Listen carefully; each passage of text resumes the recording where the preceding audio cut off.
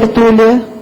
Uma boa tarde aí para todos e todas. Hoje é dia 2 de fevereiro de 2010, terça-feira. O verbete é o 1467. 4 páginas, 46 logias e 6 máximas. O tema é ricochete intelectivo. A especialidade, mental somatologia. Definição. O ricochete intelectivo é o rebote de alguma ideia, de forma imediata, o repercussão na cognição da consciência pesquisadora, homem ou mulher, seja na holomemória, na associação de ideias ou na cosmovisão, gerando inesperado neoconstructo. A autopensalização cosmovisiológica. Os múltiplos fatores desencadeantes dos ricochetes intelectivos. O ricochete intelectivo desencadeado pela afinização pessoal com a área de pesquisa. O ricochete intelectivo gerado pela memória aguda. O ricochete intelectivo desperdiçado, não identificado e passado batido. O ricochete intelectivo percebido, identificado e aproveitado. A intensificação da cosmovisão da consciência pesquisística. Os ricochetes das neo-verpons. O campo energético pró-criatividade intelectual. O escritório pessoal turbinado. O ricochete intelectivo inspirado por amparador exercício de função. Do binômio nós temos aqui, só para chatear vocês, inclusive o Arindário, o binômio diferença na semelhança e semelhança na diferença. Agora, na argumentologia tem a caracterologia com 7 predisposições pessoais em geral, a vivência do ricochete intelectivo, desencadeadas pela estrutura dos atributos mentais somáticos da consciência lúcida, quando pesquisadora. Agora, nós falamos na remissiologia. Amplificador da consciencialidade, amplitude autopensêmica, coniúcio, conjunção autocognitiva e contraponto técnico. O ricochete intelectivo pode ser valioso instrumento para a consciência pesquisística polivalente, intensificar a cosmovisão e a interpretação conteudística das abordagens técnicas. Você já protagonizou a vivência de ricochetes intelectivos? De qual natureza? Como interpretou a ocorrência?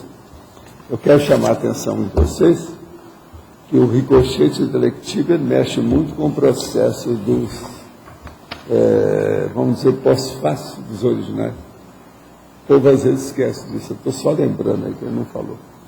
Agora, ó, é muito importante a gente estudar o processo da mental somática que nós temos aqui, e sem arrogância, sem o processo da fleuma excessiva. Por exemplo, essa fleuma que eu falo, que a gente tem que ser assim, ó, tudo tranquilo, ela pode ser excessiva do ponto de vista de emoção, de comocionalismo. Aí vem a arrogância. Então tem um limite para essas coisas. Agora, então, nessa questão do limite, eu queria lembrar para vocês, já que a gente está offline, até é bom falar nisso, aquele caso escatológico do regente da orquestra. Vocês já viram a pose de certos regentes da orquestra? Não são todos, mas alguns, como é que eles são? É aquilo. Então, existe uma expressão popular que é isso. Há pessoas que são regentes da orquestra. Quer dizer, eles regem a orquestra dos próprios flatos. Vê se me entendem. É certo? Isso aí liquida com tudo, em matéria de... Entende aquele... Valdo, não, você podia ampliar mais a questão do pós-fácil, se favor. O pós-fácil é o seguinte. Nós temos, por exemplo, você está trabalhando com os originais. Então, você vai lá, trabalha, escreve à mão, depois você vai passar para o computador, você trabalha aí 4, 6 horas. Aí você chega num certo ponto e fala, agora eu preciso de parar. Quase sempre você vai descansar um pouco, vai dormir. Se a pessoa trabalhar à noite, ela vai dormir ainda um pedaço, lá, 1 hora, 40 minutos. Tá? Então, o que se passa? Na hora que ela vai ao banheiro, depois de várias horas, etc., está se preparando para se recolher ao leito, você está entendendo? O que acontece? Começa a brotar tudo quanto é ideia nela. Avançada, devido àquele processo de trabalhar várias horas, o mental soma está quente. Aquilo então começa a supitar as ideias. Então é o pós-fácil dos originais da pessoa. A partir daqueles originais, daquela ideia que ela estava mexendo, começa a vir a reverberação das ideias. Eu, por exemplo, é um problema. Eu, de vez em quando, eu tenho que parar. Não, agora não vou pensar mais nada. Eu vou fazer tábua rasa. Senão eu não descanso, não faço nada. O negócio vai assim. Mas está entendendo? mesmo fazendo tábula rasa, isso aí pode aparecer. Como é que ela não está ouvindo? Põe aí. Com tábula rasa, assim mesmo podem aparecer ideias. Não, a tábula rasa, ela, pelo contrário, ela até ajuda. Porque você fica virgem, o campo está limpo. Qualquer coisa que julgar ali, a pessoa vai fixar melhor. É novo. Agora, pode estar certo, os pós-fáceis dos originais, só não aproveita isso quem é bobo. Mas é comum. Todo mundo que é inteligente, que mexe muito com o processo intelectual, acaba tendo isso. Esse pós-fácil dos originais é normal que ele seja até acima do que daquelas ideias já escritas? Às vezes já é outra linha mais avançada, e já pegou um outro patamar, um nível outro, muito mais avançado.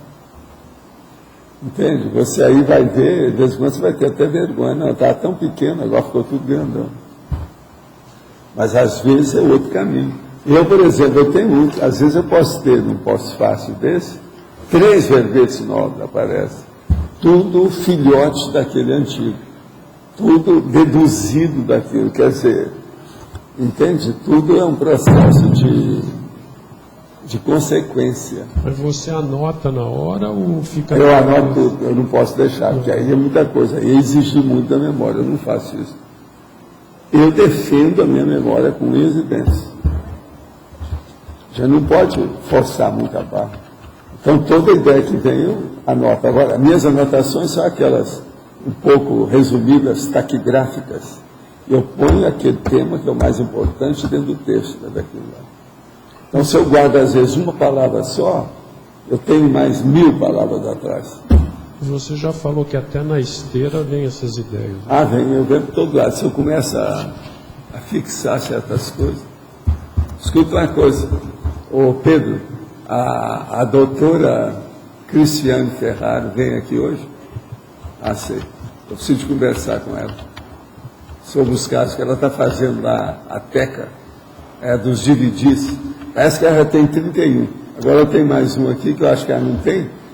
E tem mais um negócio para ela examinar com calma comigo hoje. Se ela ficar aqui no fim, vocês vão entrar ali no meu camarim, que eu acho que aqui também seria bom ver se tem. Nós estamos dando uma batida nos dividis que eu tenho. Ela tinha 17. Eu falei assim, vamos lá em casa ver nos meus guardados. Está uma bagunça lá, porque eu estou trabalhando no material. Está o junk place, né? Mas isso dentro do armário. Ela achou só 13 de cara, que não tinha. Ela estava pensando que tinha tudo. Preciso saber então com ela, falar o que é. Fala para ela quando ela chegar aí no fim. Agora eu vou ver que parece que tem 1 ou 2 aqui, eu não sei se tudo deve ser repetido. E tem mais esse aqui, ó, que ela não tem, que eu falei com ela, que é da TENEPS esse ano passado. Eu tenho do Rodolfo Valentim e do Igmar daquela... Não, você é boboca. Nós estamos falando de nossa aqui, alto nível. Agora, inclusive, ela pegou um que ela foi chorar as mágoas lá para a Graça, que a Graça tem uns 6 minutos, que ela está ao máximo. Nem se eu fosse filmá-la, eu não teria feito tanto Photoshop ou Filmoshop. Até o máximo. Falando com a maior naturalidade lá, sobre interatividade, ficou muito bem feito. É o negócio da Kylian. Então, um dos melhores. Eu não sei o que é que eles usaram, o filme que usaram naquilo, ou qualquer coisa, não é do nosso, é coisa boa. Mas outra coisa, faz o filmoshop da pessoa na hora. Você está entendendo como é que é?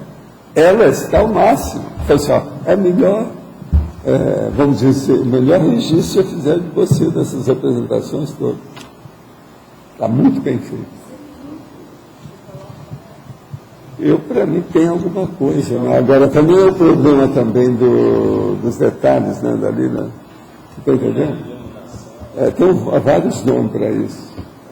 Agora, esse lá da Kira ficou muito bem feito, lá em Floripa. E ela também colocou no meio, a Graça, no fim, permitiu, porque eu falei, Graça, eu não posso levar isso lá para a tertúlia, eu quero mostrar para meus amigos como é que é a minha mulher, tem gente que não te conhece. Ela ficou danada, não pode levar. Ela não quer que eu fale nada dela na tertúlia, não quer que diz nada, você está entendendo? As coisas tudo calado. É um negócio, agora isso tudo você sabe que é complexo, né? Isso é recalque. A irmã é a mesma coisa. Elas são recalcadas com os troços assim. Você lembra quando a nossa amiga estava aqui na Basecom? Quando ela saiu, ela não falou nada. Quando eu vi, tinha um caminhão para levar o material dela. Ela falou assim, quem foi? Não, estou saindo aí. Não falou com ninguém. Isso é estilo deles. É processo, né? Ficou algum recalque, né? A vida. Mas fala. O senhor poderia comentar a paradoxologia? O paradoxo do efeito gerador tornado causa. É justamente o ricochete. Entende? O efeito gerador. Então, por exemplo, houve alguma coisa que teve uma causa. Aquilo criou um efeito. Aquele outro efeito criou uma nova causa. Não necessariamente que a mesma coisa, não. Mas agora veja, há de qualquer maneira o dividendo.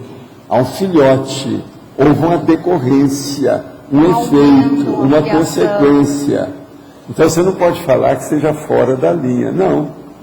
Às vezes a origem de um rio pode sair 2 rios, o afluente. Então aí é o tal negócio da gente ver com calma.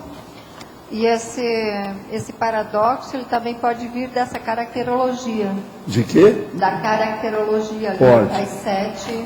Pode. Esse aí, ó, eu coloquei 7 para dar uma ideia da pessoa. Que isso aqui, ó, já caracteriza bem do ponto de vista prático, objetivo, da vivência. Agora, uma coisa interessante, viu, Marlene? Esse processo de ricochete, eles falam mais por causa da água, que você sabe, você tem que julgar. Uma pedra, geralmente, uma pedra chata é melhor. Joga no rio. E você joga e faz isso com ela. Ela bate e vai batendo. Agora, a gente quer ver quantos que ela bate. Então, veja, o ricochete, na verdade, aí no caso, ele é numeroso. Entende? Ele é pluralizado. Não é que a pedra bateu uma vez, bateu outra e sumiu na água, não. Ela, às vezes, vai batendo várias vezes. Então, ricochete, nesse caso aí, se você for examinar, é uma coisa que vai, você está entendendo? Infinito. Vai criando o processo, é a reação em cadeia, é o processo decorrente. Obrigada. Agora, o que eu vejo é que isso é mais do que eu estou falando aqui. Devido mental soma.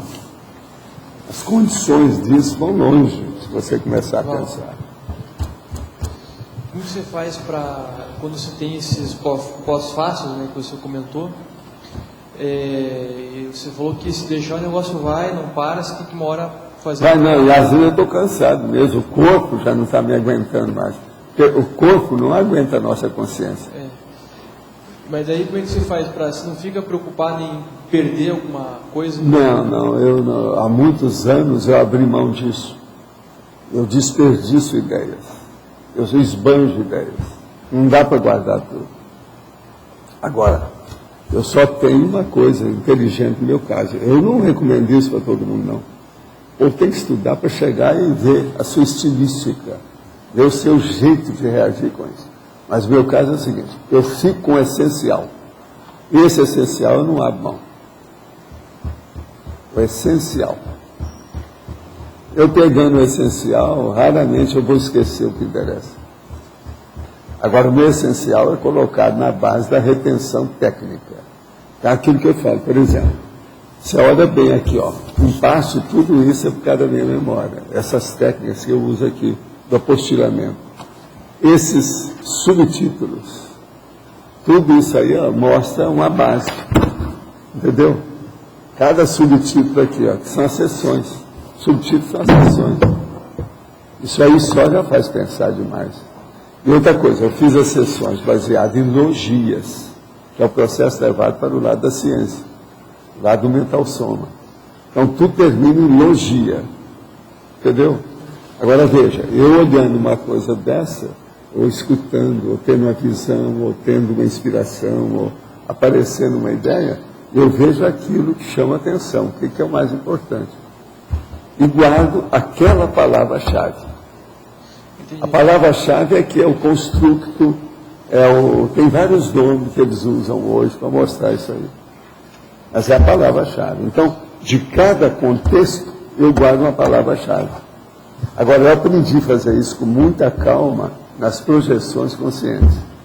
Porque não dá para, às vezes, uma projeção que você tenha de meia hora, é muito difícil você guardar todos os detalhes. Então, você fixa aquele ponto alto, o que chamou atenção, o relevante, o importante, aquilo que sobrepuja em valores, em interesse, o resto. Você entendeu, não? Entendi. Eu já tentei fazer esse tipo de técnica, né? Anotar a sua palavra. Aí depois eu, de algum tempo, eu ia tentar recuperar aquela ideia, não vinha, porque acho que eu não tinha pego. Não, você não pegou a ideia-chave. A ideia-chave, você ficou com o secundário. E daí eu entendeu? não conseguia trazer. Você já pensou? Não dá. Tem que pensar o que é o essencial na hora. Agora, através da projeção, eu adquiri uma certa reação com isso, natural, instintiva. Eu vejo o que é o essencial, tal. Outra coisa, nas minhas gravações e registros que eu faço, coisa pequena, é tudo também sintético. Tudo é essência, é aquilo que vem, é essencial. Nunca sai disso. Outra pergunta, na sessão do detalhismo, não desse verbete, mas de modo geral, qual que é o tópico ali que o senhor considera mais relevante de todos ali? É aquilo que é o essencial, o básico. Quase sempre é uma síntese. Que às vezes tem uma palavra que é a síntese de tudo. Eu ponho aquilo que é importante. Cosmologia, crescendologia, qual desses tópicos que... Não, você está falando desses aqui? Não desses, de modo geral. De modo geral, isso depende do assunto, do tema, interesse, objetivo, a meta. Isso aí varia.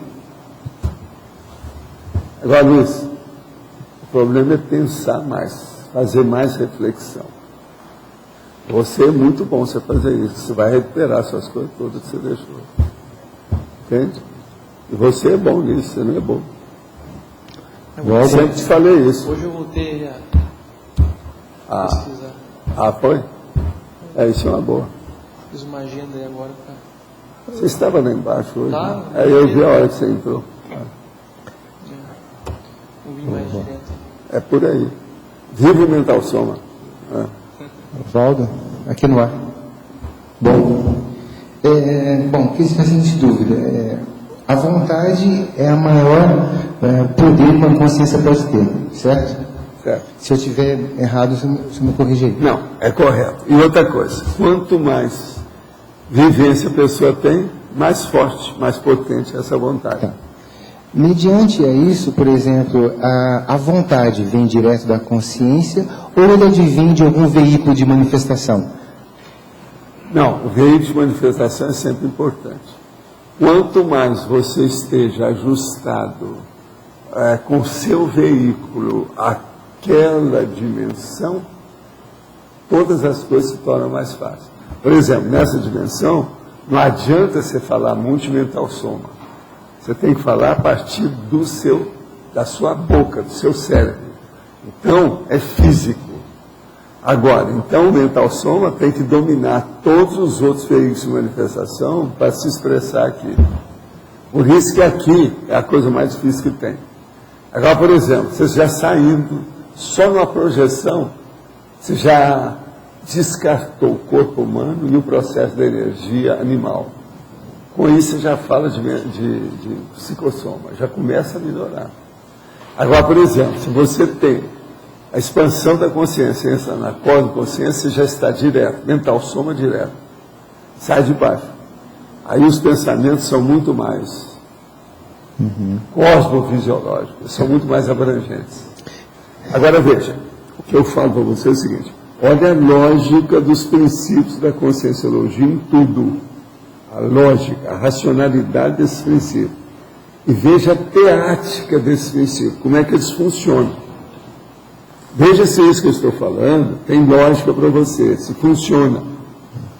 Então, por exemplo, você pega aquela pessoa genial, quer dizer, uma personalidade humana, homem ou mulher, genial. Por mais brilhante que ela seja, quando ela estiver a mais smart, a mais no pináculo da hiperacuidade dela, aqui nessa dimensão, ela ainda é pequena. Você está entendendo o que eu quero dizer? Por isso que eu resolvi fazer enciclopédia. Porque pelo menos você coloca uma opção de ideia, e joga, chacoalha, coloca no liquidificador, torna a voltar, e usa essas técnicas minhas, detalhismo, exaustividade, circularidade. A circularidade você vai e torna a voltar, um ponto a mais um. Isso é o meu desespero para mostrar o que é aumentar o som. Que é muito difícil. Tá. Mas assim, professor... É uma beleza, por exemplo, eu quando conversava fora do corpo, quase ninguém estava me entendendo. Porque eu já falava no nível mais avançado. Lá no pandeiro era assim. Então chegou o enumerador e falou assim: olha aqui, abaixa. Reduz o processo, não pode. Por exemplo, eu chegava com um negócio muito grande. Como a turma estava começando, por exemplo, se eu chegasse falando isso que eu falo para vocês hoje, ninguém ia entender nada lá. Você está entendendo? E todo mundo estava engatinhando. Tudo jejum, filhote, neófito.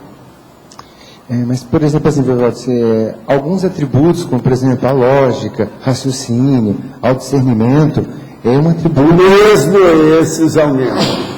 Fora do corpo eles aumentam. Parece que você burilou, parece que você lixou, está ilustrado. Você está entendendo como é que é? É diferente. Mesmo fora do corpo. Você tem que ver que os approaches, quer dizer, as abordagens, a hora que você vai fazendo a chegada na soleira de uma ideia, isso aí só já muda uma opção de coisa. Agora, se você, por exemplo, você vai direto aos finalmente e deixa todos os prolegômenos, você já vai com uma força terrível dentro do processo. Não, assim, o que eu queria tentar passar é didaticamente como é que eu classificaria, por exemplo, a lógica A e didática raciocínio. é você, depois é que tem que entrar nisso. Você está falando didática para você ou didática para você dar para os outros? Não, Didática para você receber a mensagem ou a didática para você transmitir a mensagem? Qual a diferença? Isso aí é seríssimo. Você está no meio das coisas. Todo mundo é assim. não, O que você quer dizer? Mas eu quero colocar o seguinte, em termos conceituais, se eu colocar, por exemplo, o raciocínio, a lógica, ele está dentro de um atributo do mental soma. Tá? A vontade estaria dentro da onde? O que? Vamos lá.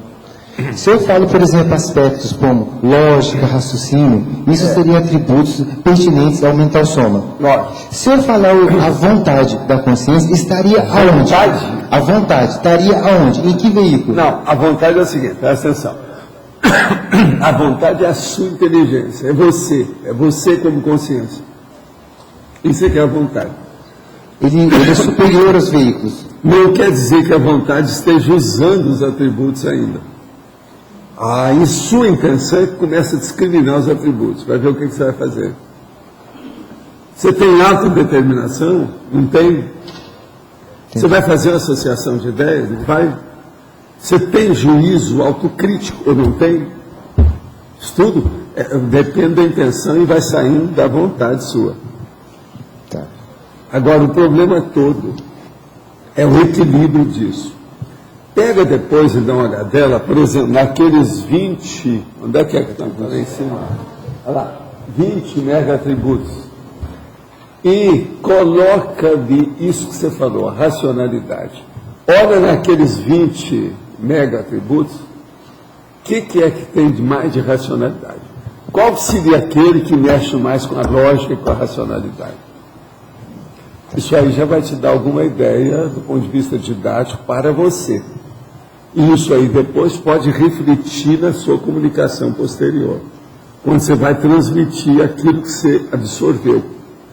A ideia que você auriu, o construto, o anel vetor, você já vai passar com outro gabarito, com outro nível. Entendeu? Agora, ó, uma coisa muito séria nisso aí. Você examinando essas coisas, você vai acabar me dando razão, porque que eu falo muito sobre orismologia, que é a terminologia das coisas. Não é semântica, prosódia, você tem fonética, não é nada disso. É o problema da comunicação com lógica e com racionalidade. Então, a terminologia é inevitável, inestimável, insubstituível e não tem jeito, inarredável. Pensa no processo da terminologia. Entende? Paulo, aqui na página 84, na holotecologia, segunda linha, seria a sincronoteca, né? A primeira ali. Estaria faltando N ou é? Isso aí está... É holotecologia. Sincronoteca. Não, está faltando aí um N. Faltando N, né? Tá. Isso. Muito bem. E voltando lá à questão da paradoxologia, ali não seria melhor o paradoxo do efeito gerado, tirando R, tornado causa? Quer dizer, a partir do efeito que foi gerado, Não, ele se mas torna eu causa. prefiro gerador de macho, grande.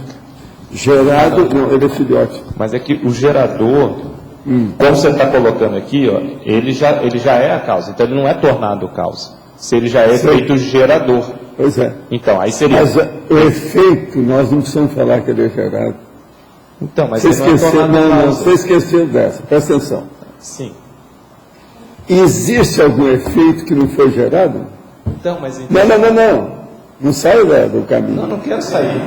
Não quero sair. Eu te pergunto, responde isso. Então, você não precisa... Existe algum efeito que não foi gerado? Ele é gerado. Então, acabou.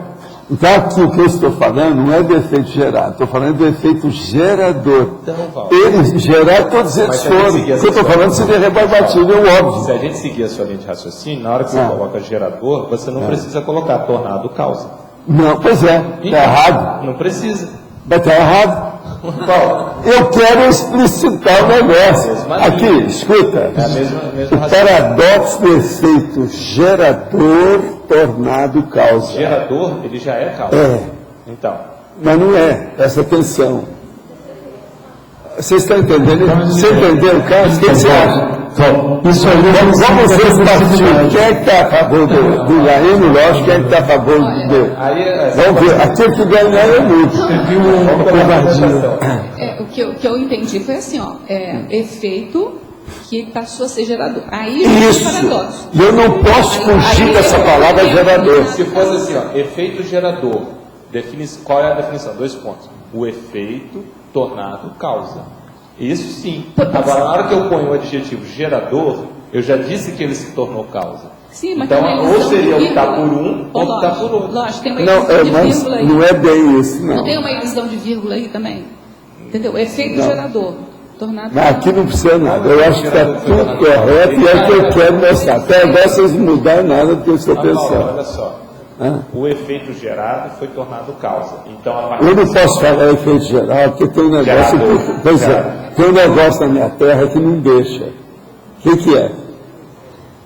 Cadê o povo do português? Pleonagem Cadê vicioso. o povo do português? Pleonagem vicioso. Porque então, Isso é pleonasmo. efeito tornado causa. Agora, esse efeito tornado Mas causa efeito tornado gerador. causa é rebarbativo, isso é óbvio. Mas é que você está botando Aqui, eu não, eu quero chamar atenção para o processo sério. É aquele efeito que foi gerado, que se tornou gerador, virou macho. Então. Você está entendendo? E se tornou causa. É isso. Porque o gerador, ele pode ter começado, mas não acabou. Esse aqui não. Ele concluiu, ele teve acabativa. Ele está completo. Mas não é o gerador. Como O gerador já é o adjetivo, na hora que ele se transformou. Efeito gerador de causa. Mas Não, eu acho que Não, agora esse tornado causa é que A intenção- dá o limite da história, que explica tudo. a intenção sua foi Então. dizer que o efeito ele vira a causa. Para mim tem uma elisão de vírgula aí, professor Walter. Efeito gerador, tornado O que tem? causa. Para mim tem como se fosse, para mim soa como se tivesse uma elisão de vírgula aí, E entendeu? gerador é... Não Mas eu acho que é precisa, perfeito. não precisa. Isso aí é o princípio da recursividade. Eu acho que não é o princípio da recursividade. Ele demonstrou como é que acontece a corrente, a reação em cadeia. Agora, o processo Entendeu? é o seguinte. Virou causa. O que era efeito virou causa. Não, até aí tudo bem. O problema O Losch não quando eu pensou numa gerador- coisa, na cronímica. Só que ele contou todo o processo. Onde é que está o cronímica no seu caso? Não, Valdo, olha só. Entendi. Eu entendi o que você Não, tem problema da cronímica, do tempo. Não, mas aqui, ó. Porque quando você fala que é efeito, seria assim, ó, efeito gerador, 2 pontos. Efeito tornado causa. Aí sim. Não precisa nada disso. Não é que não precisa. A ideia. Na hora que você coloca efeito gerador tornado causa, parece que no início era o efeito gerador que se tornou causa. É isso que está aqui assim. Ô, Locha, olha E não é o efeito que se Aqui. tornou causa. A partir desse momento ele é um Mas efeito não gerador. interessa, ele se tornou de qualquer maneira causa, seja de qual forma você quer. nesse Outra momento, coisa ele é que você gerador. Você me olhou a cronômica. Mas, Odé, A cronômica, o que é? Por exemplo, você falar assim, não, ele é efeito gerador. Eu não sei se ele tornou causa ou não, é gerador, mas fez alguma Eu coisa? entendi isso. Aqui, Ele gerou alguma gerou coisa. alguma coisa? Ele Se gerou alguma construiu coisa. alguma coisa? Você está entendendo o que eu se quero ele é dizer? gerador, ele tornou causa, né, Valdo? Não, olha, é isso que faltou para ele. Eu estou tentando ver se entendo o seu posicionamento. Faltou para você a cronômica, a acabativa. Não teve. Eu acho. Ainda não. O que vocês acham? Eu acho que Isso tá certo. explica a Acho que cronômica e a tá acabativa certo. estão por causa dele. É, o processo é recursivo, como você falou. É exatamente a É o processo recursividade. recursivo. Ele chamou a atenção que é o processo recursivo. Isso é causa circular. O nome disso também Não, é mas- causa circular. Esse parágrafo mas, aqui, que é a causa que gera um efeito, esse efeito gera Agora, causa. Mas a recursividade só a recursividade só. Olha isso. Vê se você aprende com o papai aqui que tem barba. Como é que se faz um paradoxo para criar problema? Tá certo? Olha bem. Eu fiz um exatamente com 7 palavras só. Criei esse problemão. Porque O assim, pior da história, eu não tenho nada para mudar, porque está errado. aqui, ó, Valdo, ó, se a gente fosse perguntar o que O pior é isso. o que é o efeito gerador? É o efeito que foi tornado causa. Não necessariamente. Nem todo efeito gerador se torna causa. É bom, gente, vocês falar para o nosso para explicar Pode o ter problema dele. sido efeito gerador de um erro, pode ser sido efeito gerador de efeito gerador colateral, pode ser a mesma coisa. Mas olha Vamos só, escutar a Dulce. eu acho que além de estar reforçando a questão do timing, tem a questão de que pode ser um efeito gerador de alguma coisa e causa de outra, amplia a ideia. Mas a entendeu? causa também não fala aqui. Não O problema é o interessa, ele está produto, colocando a o hipótese, a problema condição. é o fruto. Tá Não, bom. mas o paradoxo, que aí fica subentendido, é que esse efeito, ele gera a própria causa dele. Por isso que é o paradoxo. Certo? Não, o problema todo é o seguinte, olha aqui, ó, Não é uma reação em cadeia. vamos ler com calma, para Efeito que vocês gera a própria entenderem. causa. Ô Luiz, é bom você depor nesse tribunal de Nuremberg. Olha aqui. Caso Dreyfus. Aqui, ó. O paradoxo do efeito gerador tornado causa. Assim, ó. Agora, ó. Deixa eu só falar uma coisa. Se você quisesse acrescentar alguma coisa, tem uma palavra que pode pôr aí. Qual? Tem uma. O paradoxo do efeito gerador quando tornado causa. Se quiser pôr quando. Mas eu não acho. Às vezes é muito importante, o Luiz sabe disso, é mostrar o paradoxo com poucas palavras, que é a síntese do processo, é muito mais sério. Agora, esse aqui, eu não vejo jeito de tirar nada aqui. Não dá para tirar, né? Agora, acrescentar, se fosse, seria um quanto, mas eu acho burro. Não, acho que está claro. Você explicou a intenção, né? É o efeito, né? É o efeito gerador de lado causa. Não tem. Tem que ir pensando sobre o assunto. Ele exige aí o jogo de palavras, é quase um pleonasmo, né? Esse seria quase um pleonasmo. É quase, velho. Chegou perto. É que você está querendo explicitar, por isso você colocou essa agora, complexa. são as minhas pegadinhas. Como é que é? Pegadinha do Walter, não tem isso? Agora, eu li uma só para não chatear vocês. Agora, o Lógico pegou a outra. A minha, eu vou repetir a que eu li aqui no início. O binômio, diferença na semelhança, semelhança na diferença. Agora, essa vocês explicam, não vou explicar nada. Quem vai explicar? Se quiser, você explica. Essa o Djalma explica. Essa eu acho que está bem. Essa eu li só para ver se criava algum impacto. Você está entendendo? Mas todo mundo está sobatido, né? Não deu nada. Mas faz pensar, né? Faz pensar. Agora, nós já estamos online, não? Não? Você acha que ainda vem hoje? Eu estava querendo falar uma coisa, mas é que se eu falar e deixar, esse negócio só vai sair depois, só fica daqui a alguns dias, vai criar problema, porque vem uma porção de filhote depois em cima de mim.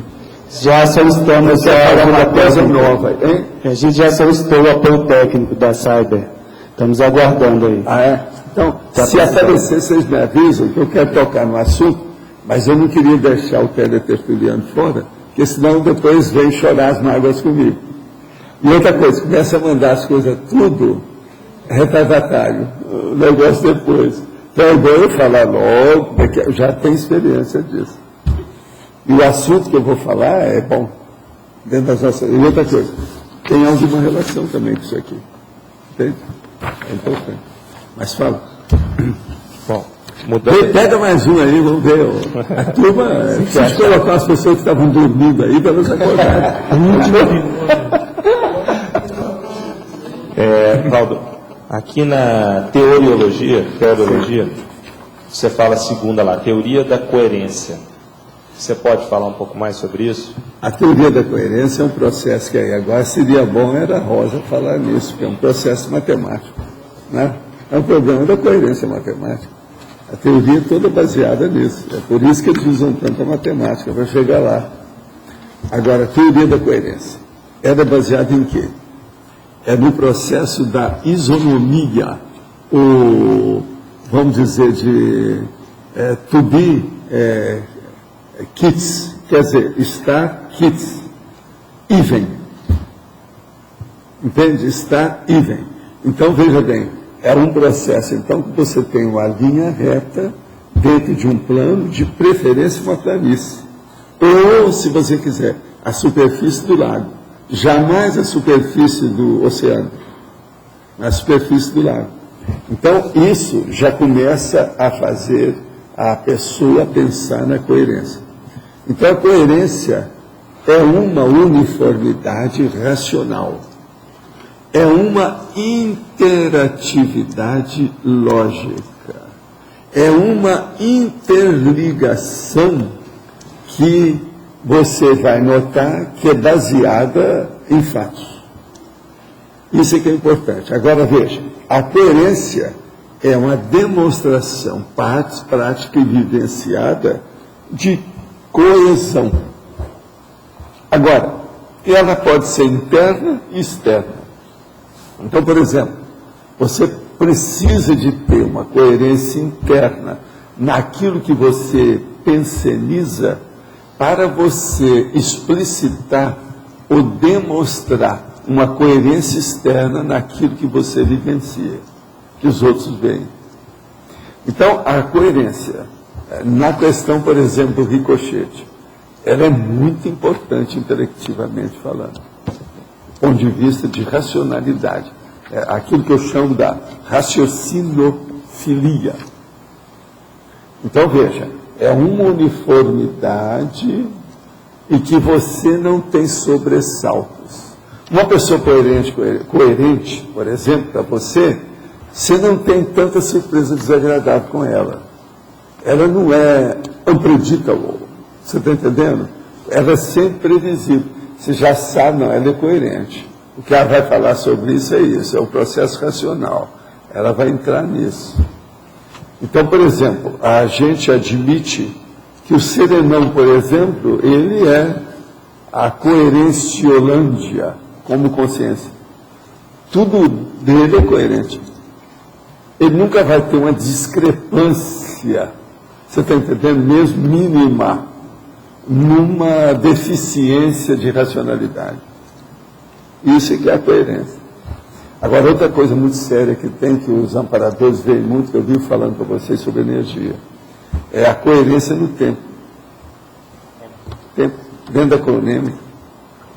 Isso aí é que muita gente esquece. Depois que passa, a pessoa esqueceu a coerência que ela havia há muito tempo, ela não mexe com aquilo há muito tempo, ela esquece. Você lembra da coerência que eu falo de amparador? Ele prefere ver uma pessoa que tem 5% de energia, mas todo dia, do que aquela que no dia tem 5%, no outro dia tem 95%. Mas chega lá um dia não tem nada. Você vai confiar em quem? Não dá. Então a coerência, ela é o caminho da fidedignidade e ao mesmo tempo da heteroconfiança, quer dizer, a confiança que você tem nos outros. A coerência permite isso. Outra coisa, a coerência é a maior demonstração prática de inteligência. Outra coisa séria, falando o contrário da coerência, a incoerência é uma das coisas mais comuns na humanidade. É um dos defeitos, é um dos trafares, é uma das doenças da humanidade, é a incoerência.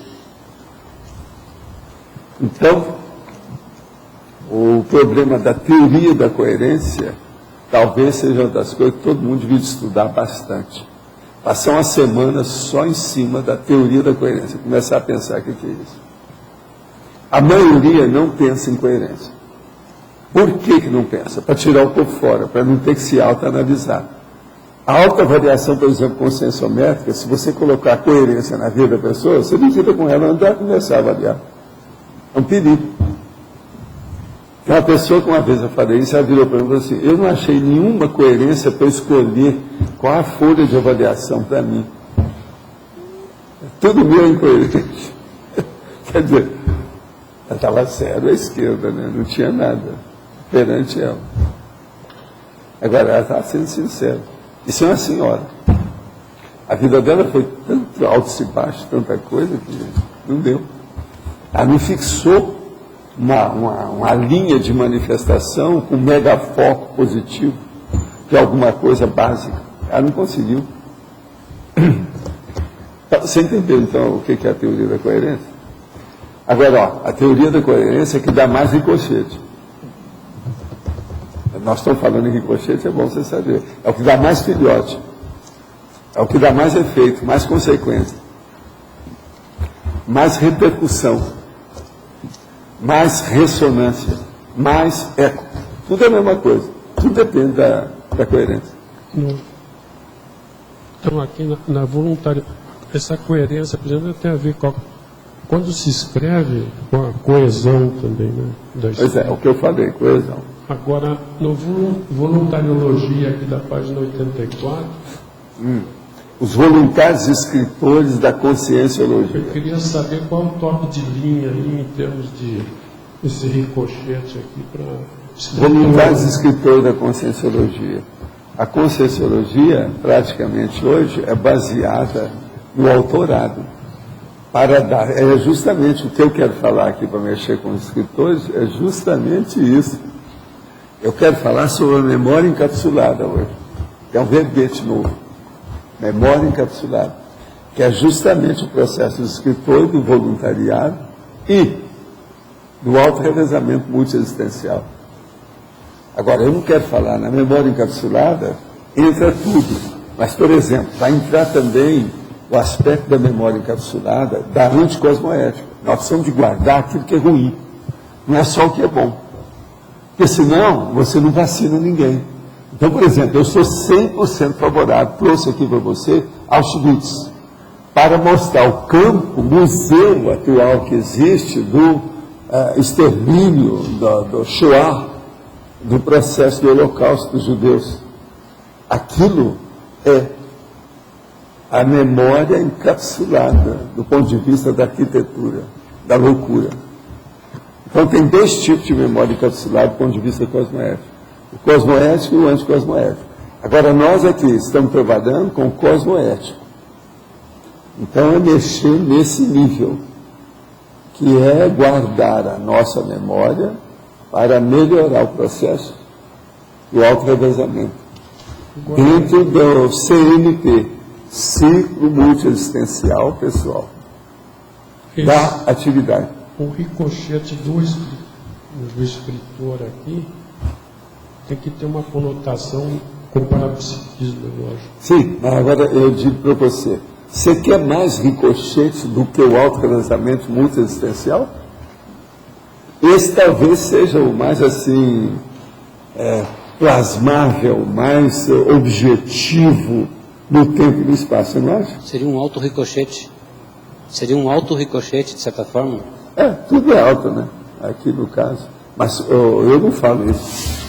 O que eu quero dizer para vocês, eu comecei, deixa eu abrir o jogo. Memória encapsulada. Isso seria dentro da memoriologia, se vocês quiserem, da holomnemônica. A memória encapsulada é o registro retido tecnicamente com a intenção de deixar para a posteridade as vivências do período intrafísico da autoproex ou max proex, embasador dos auto-revezamentos multiexistenciais. Agora veja, só para chatear, sinônimo, cápsula grafo-pensênica. Outro, bateria grafo-pensênica. Vocês têm que lembrar que o pensênio tem o N, ele tem energia, uma bateria, uma pilha, que nós estamos querendo falar aqui. Agora, o contrário disso, seria o esquecimento, a hipomnésia. Agora, as faculdades mentais levam para o discernimento da holomaturidade, da memoriologia evolutiva. Agora, por exemplo, aí vem a memória encapsulada construtiva, o registro da vida cosmoética da cobaia humana exemplarista, que é de vocês, a turma que fez o curso intermissivo que está cumprindo a PROEX. Agora, a memória encapsulada destrutiva, o registro das ações anticosmoéticas do holocausto dos judeus pelos nazistas, o negacionismo nazista. Você sabe o que é negacionismo? Aquilo daquele Almanan Genat, que falou que não existiu o holocausto. Quer dizer, uma loucura. Agora, outra coisa, o campo museu de Auschwitz como prova da loucura humana para a posteridade. Então, é muito importante a memória encapsulada. As novas gerações têm que saber o que é isso. Por isso que eu falo aqui tanto em nazistas, esse troço, porque é a pior coisa que a história registrou até hoje. Né? Não pode esquecer isso. Agora, o que é que eu quero falar com vocês? É porque eu quero pedir o seguinte: quais são as formas de registro dessas categorias? Eu coloquei livro, filme, dividir, quadrinhos, memorial, museu, holoteca, instituição. Por exemplo, tertuliário. Artigos. É uma memória. O que é? Artigos também. Artigos. Artigos. Você acha que é bom? O livro, já que é... O livro tem o diário, a biografia, a autobiografia, a megagescom, dicionário, a enciclopédia. Não sei se o artigo é bom. Tese. Livro, filme, dividir, porque tem uma certa diferença hoje com o filme. Nessa, vamos dizer, nesse ano base, é muito importante. Quadrinhos, memorial, museu, holoteca, instituição. Então, aqui é a imagem, né? Então, a fotografia. O que mais? Porque revistas têm anais também. A revista tem um lugar que eu estou falando aí, eu não sei se está aqui, deixa eu ver. Tem quadrinhos é que eu estou falando em revista. Mas a gente pode falar, então, revistas também. Aqui não seria revista, seria periódico. Periódico, pronto. Aí eu já tenho 10, pelo menos já tenho uma base da história. Se eu coloco esses, outros que ficarem por fora, o povo vai saber, vai pegar. Museu está aqui. Museu, artefato do saber. Holoteca, a Biblioteca Mundial. Instituição, a construção, a arquitetura, o tertuliário. Agora, memorial, os monumentos. Isso aí é muito importante, monumento e tal. Professor Valdo. Agora, dividir as aulas, os cursos, eventos, hoje está tudo sendo registrado por aí. Agora, filme, documentário, a cinebiografia, tudo isso entra. Microfilme entra? Aqueles microfilmes de biblioteca entram também, não? Microfilme, não, isso aí já, microfilme já é do passado, hoje eles usam. Mas acho que eles usam ainda. Tá aí, hein? Não, mas entrevista isso entra, né? Documentário. Aqui, ó, filme, documentário, cinebiografia, tudo isso entra aí. Mas vocês entenderam, né, o que eu quero dizer?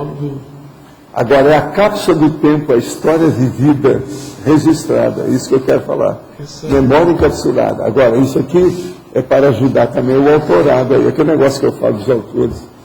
Você ajuda. Esse termo encapsulado, que você está falando, é a cápsula do tempo, tem a ver com... Também, é a memória encapsulada. Agora, tem muita gente que falou em memória encapsulada, inclusive a respeito dessas coisas de Auschwitz, do nazista. Mas se tem... permanecer com isso, você não pode destruir isso. Tem que chamar a atenção. Quer dizer que ela foi conservada, isso? É, conservação.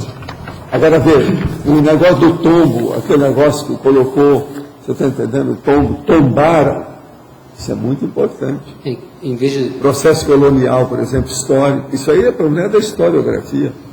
Aqui na listagem, uma das coisas que tem, né, calçomático, eu já fiz também a listagem das logias. Memoriologia, historiologia, mental-somatologia, evoluciologia, politicologia, sociologia, autorrevesamentologia, paracronologia, grafo-pensenologia, proexologia e interassistenciologia. Biografologia, né? Biografologia, você falou? Não, esse aí já entra aqui. É a opção autorrevesamentologia. Autorrevesamento. Professor, um termo técnico seria mídias ópticas e magnéticas, né? Que seria englobaria DVD, talvez o ideal, Valdo, talvez o ideal fosse colocar os meios de armazenamento massivos, que eles estão estudando isso e cada vez mais vai botar mais coisa e guardar mais coisa. Pois é, mas esses aí já tem, né? Nessas coisas que eu falei. Só para botar genérico, porque senão eu ponho aqui no dividir, eu coloco esse meios de armazenamento massivos. Em massa. Né? Em massa, se quiser.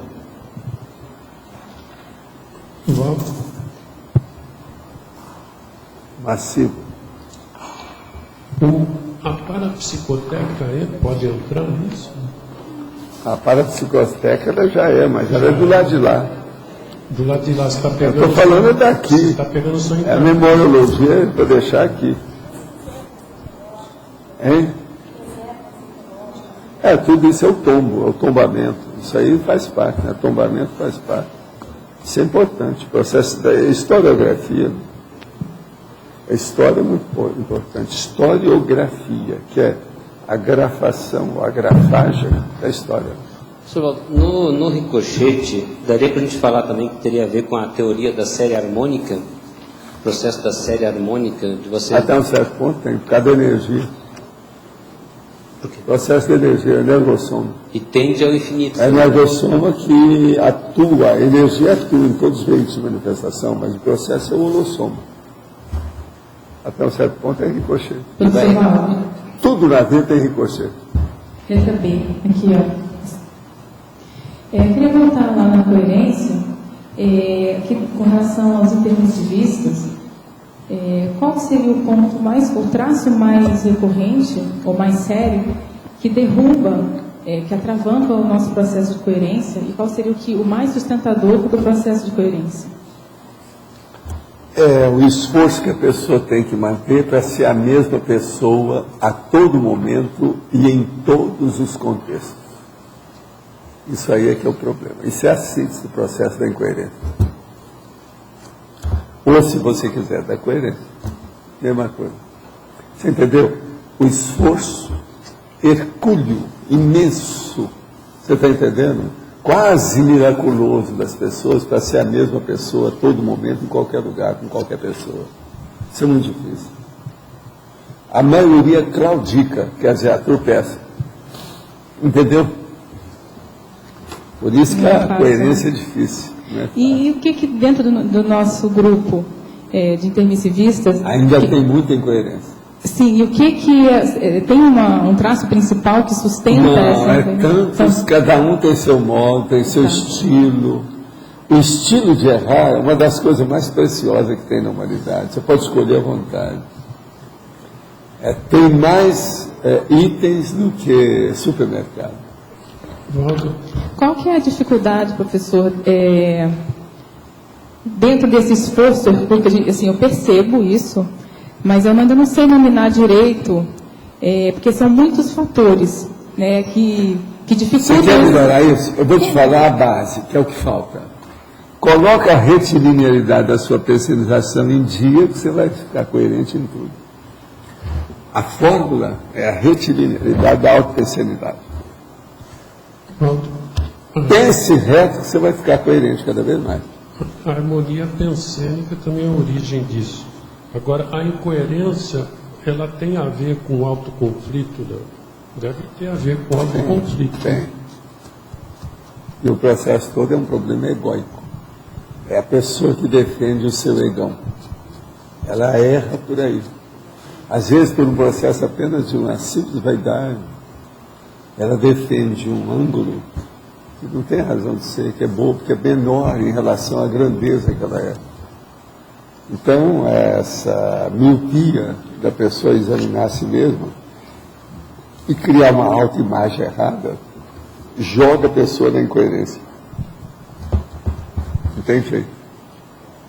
Por exemplo, o dia que a pessoa ajusta o mais possível a sua autoimagem com a heteroimagem que o povo tem dela, é porque a coerência está mais adaptada. Autoimagem com heteroimagem. Agora, a gente interpretar o fato de forma distorcida, os fatos da realidade objetiva. Às vezes a distorção é feita porque você está puxando brasa para a sua sardinha. Você está puxando brasa para alguma priorismose sua. Você está defendendo algum preconceito, alguma ideia bobinha que não tem razão de ser. Aí vai faltar a coerência também. O problema da coerência é que ela totalmente, ela é baseada, veja bem o que eu vou falar, em equilíbrio, em harmonia, no processo KITS, quer dizer, aquele instrumento do nível, você coloca, o nível está perfeito. E outra coisa, lógica, racionalidade, tudo certinho. Outra coisa, isonomia. Coerência é um processo isonômico. Mas a harmonia pensênica, ela resulta em harmonia dos fatos. Por isso que eu estou falando. Por exemplo, quer melhorar a sua coerência? Procure equilibrar a sua pensarização. Tá bom. Uma coisa puxa a outra, não tem saída. Agora, o que é melhor da história é o seguinte, são as vantagens que tem nisso tudo. Se a pessoa começar a pensar nas vantagens dela ser coerente, equilibrada e com retilinearidade daquilo que ela penseniza, ela vai fazer força. A maioria de vocês ainda não caíram nessa, porque vocês não tiveram tempo. Entende? Tem um cara uma vez no Rio que me pediu para fazer isso. Paulo, faz aí um curso só para o povo raciocinar. Você não vai falar uma palavra no curso. Com todo mundo, ninguém pode levantar. Todo mundo vai escrever aí alguma coisa. Não falar nada. Então seria o curso do silêncio absoluto. Você está entendendo como é que é? Outra coisa, poderia deixar todo mundo juntinho, porque não tem gente copiar do outro. Não vai ter cópia. Você está entendendo? Agora veja, e vocês vieram pedir para fazer esse curso. Foi na década de 90, no início da década de 90. Professor. A pessoa estava desesperada com ela mesma. Não, porque se tivesse esse curso, eu sou o primeiro aluno a aparecer, quero me matricular. Quero entrar nessa. E outra coisa, pode ser mais de um dia. Agora, ele falou assim, só de eu ver que tem uma opção de gente com o mesmo problema que eu, e que eles vão permanecer sem nem ir ao banheiro, vai mexer no meu brilho, eu vou fazer mais força. Essa ele queria companhia. É aquele cara que não pode fazer ginástica sozinho, precisa ser julgar com uma equipe. Ele queria fazer uma equipe de incoerentes. Entendeu como é que é? A base era essa. Agora, gente, sabe que isso não é fora de cogitação, não. O negócio até é muito lógico. Se eu for pensar... Agora, ele mesmo falou, tem que ser às 5 horas. Tem que ser às 5 horas. E eu falei assim, então se é 5 horas, tem que começar às 7 para acabar meio-dia, porque tem que ser de manhã. Porque de tarde, depois do almoço, já tem a opção de que a pessoa vai ter sono. Aí vai ter um tal de dormir, vai ficar todo mundo dormindo na minha frente, eu não vou tolerar uma coisa dessa. Aí nós temos que brigar. Mas agora, que tem sua lógica, tem, tá? Sim. Não tem no processo da arqueologia, na forma de registro do verbete novo do senhor, na forma de registro da arqueologia não poderia entrar? Então, o que ela falou? Arqueologia, na forma de registro do verbete novo. Arqueologia? Isso. Não, isso é passado. Não, isso aqui já é arqueológico. A memória encapsulada é arqueologia em si. Mas o que está lá, nos guardados? Sim, a arqueologia é coisa antiga. Nós queremos uma coisa funcional, ativa, viva. Então, por exemplo, nós vamos dessomar. Vai ficar aqui o tertuliário. Você vem em outra vida, você vai ver o tertuliário. Ele está funcionando. Agora, arqueologia por arqueologia não é. Por isso que eu não quero colocar túmulo, mausoléu, senão ia por isso. Museu já é muito. Ali no museu tem que colocar museu funcional. Porque museu morto, isso é cemitério, isso não presta. Que esteja atuante, então. Hein? Que ele esteja atuante. Eu não estou entendendo. Que esteja atuante. Atuante, isso. Pois é. E outra coisa que eu queria perguntar é o seguinte, então a maior dificuldade nossa de escrever livros seria devido ao nosso processo da incoerência? Não, é tudo que você tem, que você erra, é devido à incoerência.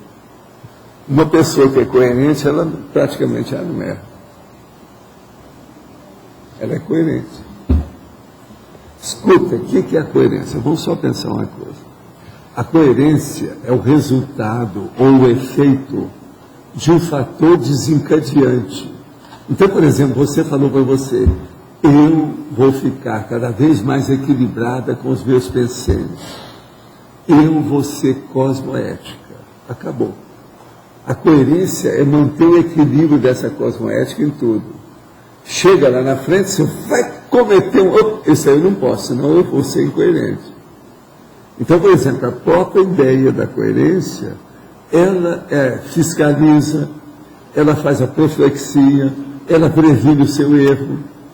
Agora, por isso que ninguém gosta de falar em coerência. Coerência é uma condição ou um estado da vida da pessoa muito perseguido e combatido, que o povo não gosta de falar nisso. Você vai falar em coerência na política do Brasil, por exemplo?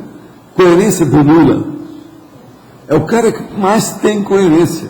Entra uma palavra dele de um dia para outro, só tem coerência. Já escreveu, por isso tem aquele livro aí de 500 páginas. O chefe. Tudo é incoerência. O que é que eu falo para vocês? Vocês lembram daquilo que eu estava ainda no Centro da Consciência Contínua? Apareceram 3 caras que faziam pesquisa. 2 deles estão trabalhando comigo até hoje. O outro, ele segue meus livros, mas não aparece, não. Cada família, empresa dele e tal. Mas agora, o que se passa? Esses 3 chegaram para mim e falaram assim, olha, nós estamos com um problema muito sério. De todo mundo que nós estudamos nas faculdades, cada um era de uma faculdade diferente, de uma universidade diferente. Nós chegamos à conclusão que você é o cara mais coerente que nós já vimos até hoje. Agora vem cá, então nós viemos com a pergunta para você. Você já pensou se você estiver errado? Assim, já. É o que eu penso mais. Já faz milênios. Eu venho pensando meus erros. É que eu interfiro para você. Mas vem cá. Você não tem medo de você estar errado? Eu falei assim, não. Mas, Valdo, está danado. Se você está certo, a maioria está errada. Eu falei assim, é isso mesmo. O que você está pensando? Eu não tenho outra coisa para te dar. A minha opinião é justamente essa. Eu não falo que é um pouco de cabotinismo a gente expressar uma condição dessa. Mas olha o meu exemplo, vocês não chegaram a essa conclusão? Agora veja, eu acho que eu sou ainda muito incoerente. Eu não sei qual o percentual, mas ele ainda é bonzinho, grande, forte. Eu confio em vocês, vejam o que eu sou incoerente. Bora avante, vocês vão examinar isso. Agora, é por isso que esse povo vai estar trabalhando comigo até hoje. Isso foi na década de 80, faz mais de 30 anos. Foi no início da década de 80. Bom, Poderia falar sobre a coerência em relação ao princípio da descrença? Pois é, o princípio da descrença, ele dá uma força terrível para a pessoa ampliar a autocoerência dela. Por quê? A pessoa fazendo experiência pessoal, ela melhora a autocoerência. Quanto mais experiência autoconsciente, lúcida, você faz sabendo o que você está fazendo, você aumenta a sua coerência. Há um equilíbrio maior nas suas abordagens.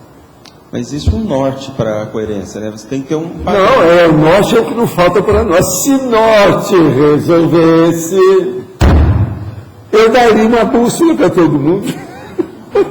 A bússola não resolve nada. Há quanto tempo que eles conhecem a bússola? Desde a antiguidade. A bússola em si, ou alguma coisa igual à bússola, principalmente com referência ao mar, isso tem milênios. Não é de agora, nem antes, é antes da bússola. Então, se a bússola não resolve, o problema é, sabe o que é isso, né? Vergonha. Brilho, vergonha na cara, hombridade. Valdo, fala um pouquinho nesse aspecto aí, na página 84, da codigologia. Códigologia, o nível do código pessoal da cosmoética, quantificando o rapport ideativo com os amparadores extrafísicos.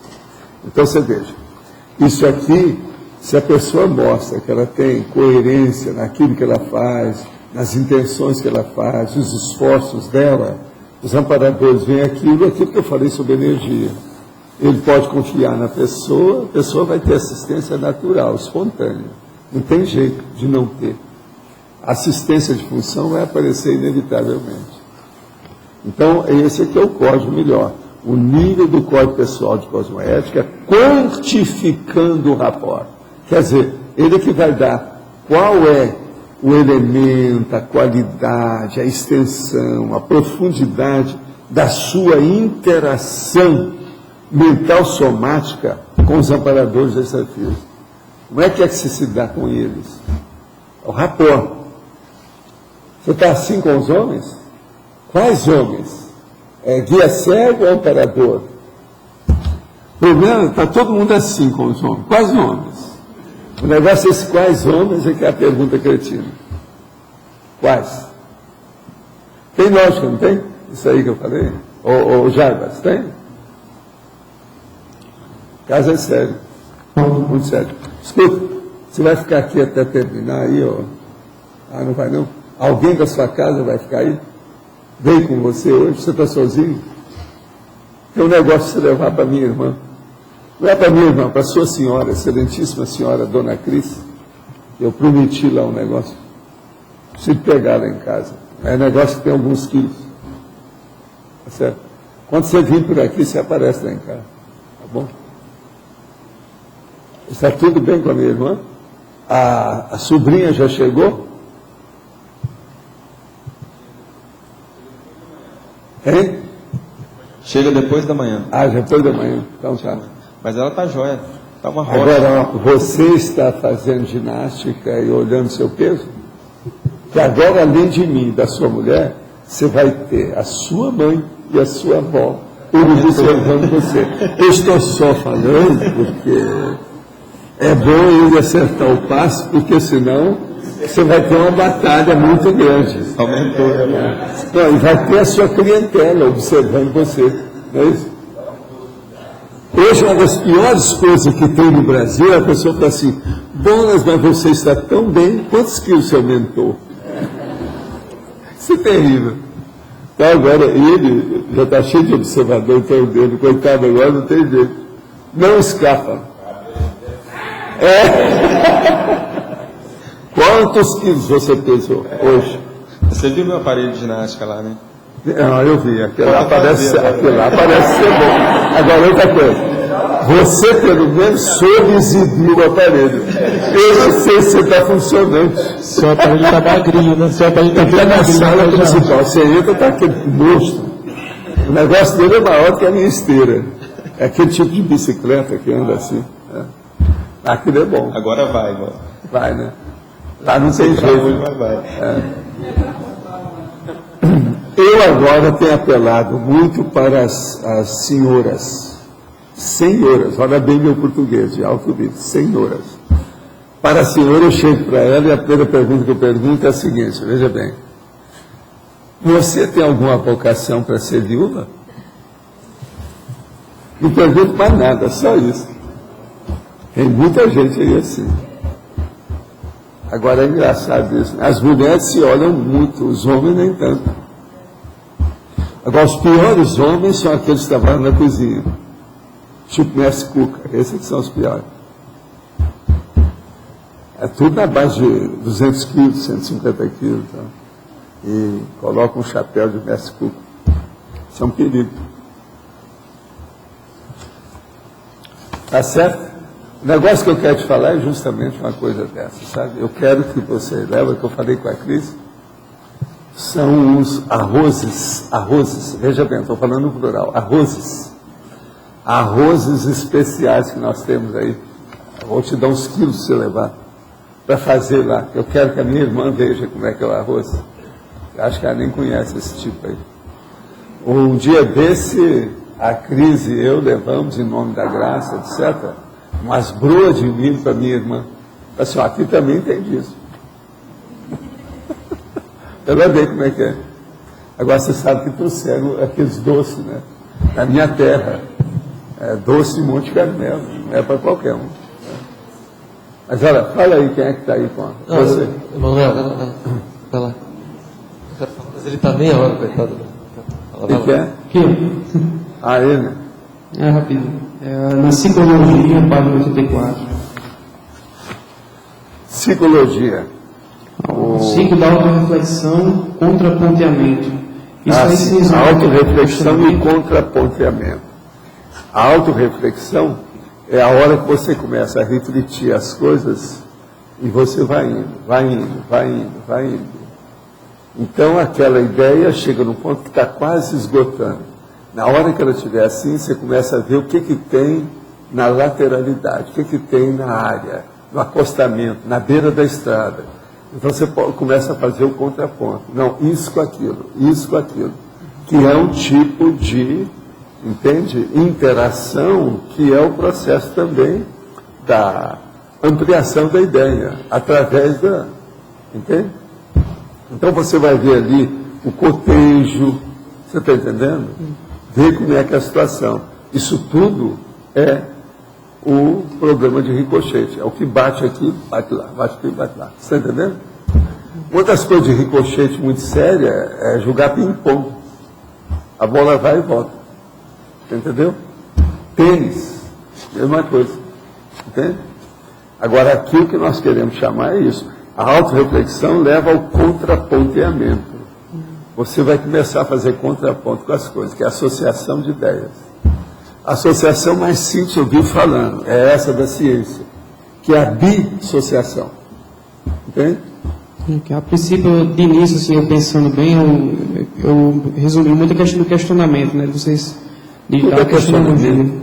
Aqui, na hora que você começa a fazer uma abordagem, o questionamento é inevitável. É só questão, é questionário o tempo todo. Faz parte do serviço. Pergunta. Outra coisa. Às vezes, o mais importante não é a resposta. O mais importante é saber fazer uma pergunta inteligente, adequada. Isso, às vezes, mostra mais inteligente do que responder. Entende? Pensa nisso. Uma vez eu vi até na televisão, não sei que propaganda foi, que dizia assim, né, que o que move o mundo são as perguntas, não as respostas, né? Não sei se está bem. Não, nesses livros aí de citações, citaciologia, tem uma opção nesse sentido. Assim. A pergunta é uma coisa muito séria. É a base de tudo. Se a pessoa não pergunta, é porque ela não tem ideia de nada daquilo. Se ela pergunta, é porque já tem alguma ideia. Você quer falar alguma coisa aí, ô Marcos? Oi. Faça seu depoimento nesse tribunal de Nuremberg, não é isso? Tá. Não, eu estava vendo o Jarbas falar o negócio da incoerência, né, do princípio da descrença, que a crença ela é uma ideia, um conceito incoerente em si, né? O conceito de crença, né? É pelo seguinte, porque é uma grande consciência que está ali michuruca dentro de um corpinho cerebrinho desse tamanho, serve de passarinho. Eu tenho muito disso. Agora veja, a evolução, ela tem as fases de incoerência. Isso é natural. Por isso que eu só falo de coerência com adultos. O ideal seria a gente conversar sempre depois dos 26 anos.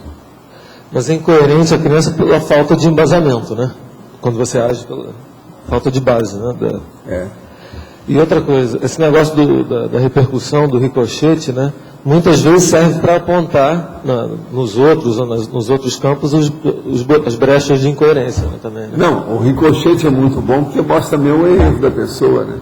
Lembre-se daquele negócio do ricochete que eu falo, que isso tudo é um fato, aconteceu.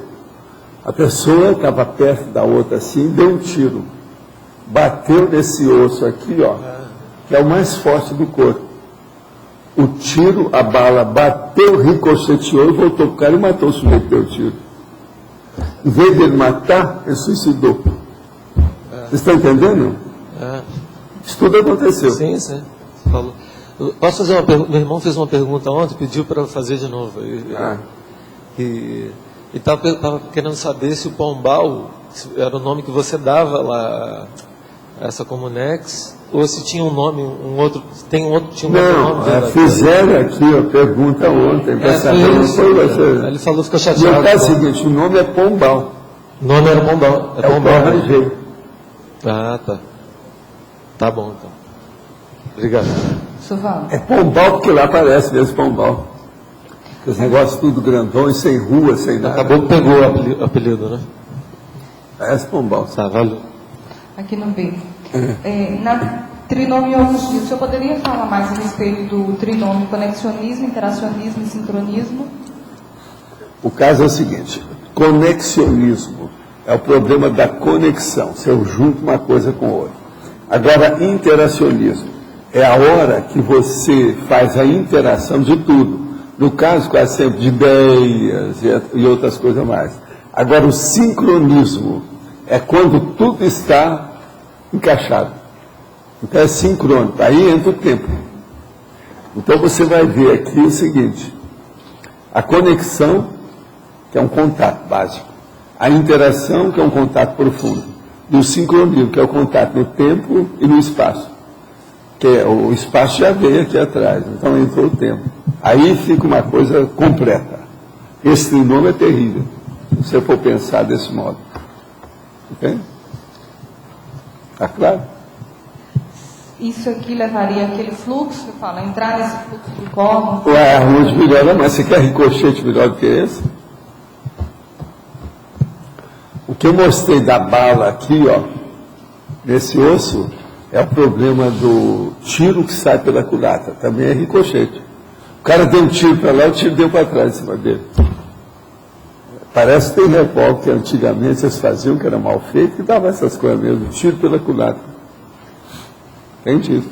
E isso também tem relação, que eu estava pensando aqui, nesse crescendo heurístico. A retrocognição, que ela vai levar uma neocognição, e aquela neocognição ela vai reverberar lá com aquele contexto de passado, seria mais ou menos essa ideia. Agora, uma coisa muito séria em matéria de intelecto, ou de mental soma, ou de ideia, de construto, neo-repor, é a gente saber que tudo que é retro vai entrar para o neo.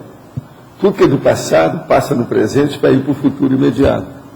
Então, por isso, retrocognição vai chegar para a neocognição. Agora, para você chegar na neocognição, você precisa da retrocognição, porque senão você não vai entender a nova ideia, porque a maioria das nossas coisas são feitas em cima de coisas que nós já conhecemos.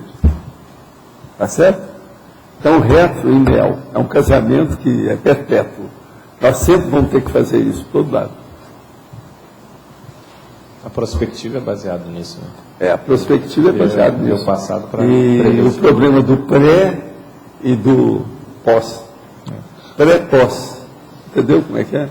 Agora, Valdo, página 84, lá em Principiologia, primeira linha, o mega princípio da conjunção cognitiva. O mega princípio, a conjunção cognitiva. A conjunção é quando você junta as duas coisas. Sob certo aspecto, que eu quero dizer aqui, é o valor da dissociação científica. Tudo que você faz na vida, qualquer pesquisa que você tem, mesmo você querendo ou não, você é obrigado a pensar na dissociação. A dissociação, ela se impõe como processo de inteligência do código. Não tem jeito de você fugir disso. Então, isso é a conjunção cognitiva óbvia. Não tem jeito de fugir. É um mega princípio. Como é que você vai escapar disso? Não tem jeito. Sim. O ricochete é um ricochete de ideia, no sentido de uma, levar a outra, levar a outra? Não, o ricochete tem de tudo. Às vezes, por exemplo, uma palavra que uma pessoa fala para você, você não vai ter o ricochete do mínimo que ela está falando. Mas, às vezes, o modo da pessoa pronunciar, a energia daquilo mexeu em você. Você está entendendo? Tudo é ricochete. O ricochete é a repercussão seguida, em corrente, em reação, você está entendendo? Da situação. Então, isso tem de tudo. Agora, o que tem mais é de energia, é o ricochete de energia. Observa bem que você vai ver. Esse é o que acontece mais, é o ricochete energético, as coisas. Pensa que você vai encontrar ricochete, quanto é lá, tudo tem ricochete. Tem que entender como é que é. Por causa do processo da repercussão. Pensa numa coisa, para você entender o ricochete mais fácil, aquilo que eu disse aqui antes rapidinho. Ressonância e eco. Au! Au! Se você chegar ali, ó, ali fora, e falar au, você vai ver a ressonância. Isso é ricochete. Aí é um ricochete sonoro. É a ressonância. Está ressoando. Aí, a hora que vocês descerem, hoje, a hora que você sair daqui, e descer, você grita lá em cima. Tertuliado! Você vai ver o que vai acontecer lá dentro. Entendeu? Que aí dá. Tem ricochete de incoerência? Tem. De coerência e de incoerência. Entendeu? Uma pessoa, por exemplo, que é da máfia, ela só tem ricochete incoerente em tudo que ela faz. Uma pessoa que está numa instituição assistencial positiva, cosmoética, ela só tem ricochete positivo. Devido às repercussões, os resultados daquilo, aquilo que são os filhotes, os dividendos, o saldo, os produtos do esforço da pessoa, tudo é ricochete. Entendeu? Estou falando ricochete de modo geral agora. Obrigada. A teoria da aquisição de neuroideias, página 84. Você podia abrir também, igual você abriu a teoria? A teoria de aquisição de neuroideias. O problema nosso, por exemplo, essa teoria diz o seguinte, que você, em primeiro lugar, para você arranjar uma ideia que seja nova, você tem que começar a pesquisar. E essa pesquisa tem que começar pela sua reflexão. Então você registra as coisas e começa a fazer análises. Essas análises, no fim, vão chegar a um nível enorme de conceitos, de construtos, ou, se você quiser, de elementos de uma equação, falando aí na linha da Rosa. Agora, julgando com todas essas equações ou com esses elementos, você então vai separar de todos eles um que é o resumo de tudo aquilo que você analisou até esse momento. Na hora que chega nesse resumo, você tem a síntese. Essa síntese, então, ela pode começar a dar uma ideia nova para você. Aí vem a dissociação que entra no processo do ricochete. Você tinha uma ideia anterior quando você começou a fazer aquela análise. Chegou numa síntese. Então você junta as duas, você vai arranjar uma outra ideia. É aí que eu falo, vai arranjar uma nova análise através daquela síntese que você arranjou, que vai ser o primeiro elemento da nova equação. Então o patamar. Isso tudo equivale a degraus. É como se fosse uma escada interminável, mas com lances definidos. De quando em quando ela compartimenta a escada. Muda. a vida em matéria de conhecimento, tudo é feito desse jeito. Se vocês forem olhar todas as alterações da sua vida, a reciclagem, inovações boas, tudo foi feito assim. É a mudança de patamar. Eu ia perguntar mais ou menos nessa linha. A questão da autocoerência, da percepção da autocoerência, da gente conseguir começar a perceber quando a gente muda de patamar, quando a gente começa a mudar comportamentos. O patamar mais difícil que tem é da pessoa mudar a sensibilidade ou comocionalismo, a psicossomaticidade dela, é o psicossoma. Então isso a gente precisa ter muito cuidado. Você mesmo trabalhando com a natureza, você tem que ter cuidado nisso tudo, porque senão uma intenção qualquer desviada, você pode prejudicar o bicho, a planta, a pessoa que trabalha com você, todo mundo. Isso é um perigo. Eu fiquei sabendo do negócio que colocaram um trator, você sabe do resto, né? Você já viu lá? Deixaram até um aviso lá para você. Tudo isso você tem que ver, é o processo da incoerência. Você acha que nesses casos valia a pena tratar o animal com algum tipo de medicamento? Não, de modo algum. Não? Precisa fazer, porque lá não adianta. Aquilo lá é receber o trauma. Tá. Ela recebeu o trauma. Porque em alguns lugares agora, uma loucura tem animais você com processo perto dela. Está tudo errado. Aí tem uma onça com um processo assim, sabe? De estresse assim, severo. Sim, mas olha, por exemplo, isso não adianta. Eu vou te mostrar por quê. Está em local isolado. Você já viu jaguatirica? Desculpa já. Jaguatirica. Você conhece jaguatirica? Sei o que é. Jaguatirica é essa onça do mar, da mais brava que tem. Eu já vi, já tive convívio com isso. Eu tinha uma prima, que era a Irmantina, e a Adal, que era da minha família, do lado da minha mãe, que eles tinham jaguatirica em casa, dentro da jaula. Isso não tem jeito. Desde pequeno eles pegaram que era um filhote de jaguatirica. Quiseram melhorar, não tinha jeito. Se tiveram, foi que ia ampliando a grade, por causa do tamanho da onça, que foi aumentando cada vez mais. Mas não tem jeito, aquilo é o temperamento dela. Então, a mesma coisa. Existe cadelas, cachorro, gato, tudo isso. Por exemplo, nós estamos com um gato que amanhã eles vão pegar aí, que ele também tem um temperamento alterado. Aquilo é trauma. Quando é trauma assim, eu acho que o bicho volta para aquela outra, entende? A outra condição dele. Ele vira um outro bicho anterior. Pode ser. Então, por exemplo, pode ser que esse gato virou jaguatirica, quer dizer, gato do mato. Ela, lá, está alterada por causa disso também. Bastante. Virou lobo. Cachorro vira lobo, ele volta a ser lobo. Ali um lobo. Ele tem todas as características de lobo. Agora veja, ele fica alterado por causa daquele negócio de rodar, ela rodar daquele jeito. Aquilo é processo sério. E lá não tem conserto, não. Porque agora tem que fazer um ambiente, animais... se fizer um ambiente tranquilo, melhora tudo. Eu já atendi animais assim, às vezes quando sofrem ataque de outros animais. E às vezes você tem que acudir o bicho, né? De tirar os espinhos dos... Agora a coisa mais séria que tem é isolar de acordo com os temperamentos. Agora, por exemplo, a hora que colocar ela lá, porque lá é muito bom, o ambiente lá é ótimo, eu estive lá e vi. O ambiente dela é ótimo, agora não pode pôr o trator junto. Isso é loucura. E aí vai deixar o mato. Então. Agora a Graça foi lá e deu aviso lá, ó, não colocar aqui, pediu lá, escreveu o troço. Vamos ter que criar outro galpão para o trator e para a carreta, né? Enquanto o trator é 1 quilômetro de distância, 2 ou 3 ou 5.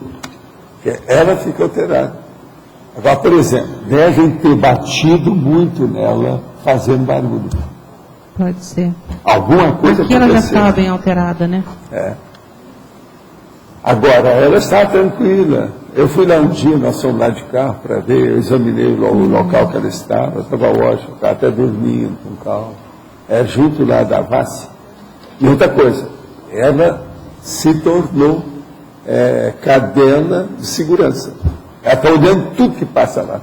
Isso é muito bom. Daquele tamanho. E a casa da Vasse está muito boa, você viu lá, né? Do jeito que está. Está muito bom aquilo lá. Beleza. Aqui no B, Você colocou aqui na estrangeirismologia o serenário. Eu queria saber qual a relação dele com o ricochete intelectivo. Por que você colocou aqui?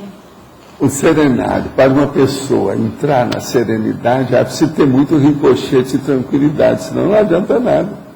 Tranquilidade aqui, tranquilidade lá, tudo tranquilo, para serenar tudo. Agora, você vai fazer um ricochete, por exemplo, de turbulência, vai fazer marolinha do Lula, qualquer coisa é um problema, não vai entrar na serenidade nunca. Então, mexer com a serenidade, se examinar bem, tudo. Tudo que você faz tem uma repercussão. Essa repercussão é o ricochete. Tudo que você joga no colo, você recebe uma ideia, recebe um retorno, recebe uma resposta. Essa resposta pode ser um revertério ou pode ser um enriquecimento para você. O que nós queremos é que seja enriquecimento e não revertério. Jogou lá, você recebe de volta. É o eco. Mas no caso do laboratório serenário, ele ajuda? Ele ajuda demais, porque ele põe a pessoa com a coerência, com equilíbrio. Entende? Tudo que sai da pessoa vai ter resposta positiva. Não vai ter mais revertério. Serenologia é justamente isso. Serenou tudo. Os conflitos ou desaparecem ou diminuem demais. Isso aqui é o ideal. Né?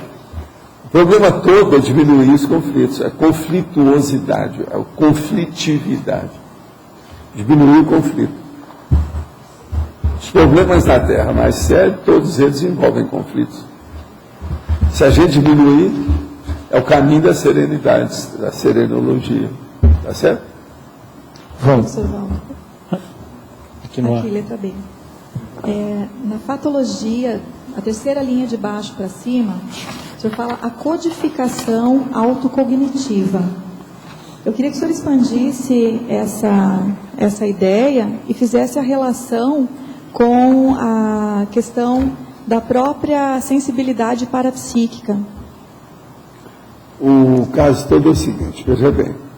As pessoas raciocinam muito sobre as coisas, mas nem todas as pessoas codificam aquilo que elas raciocinam.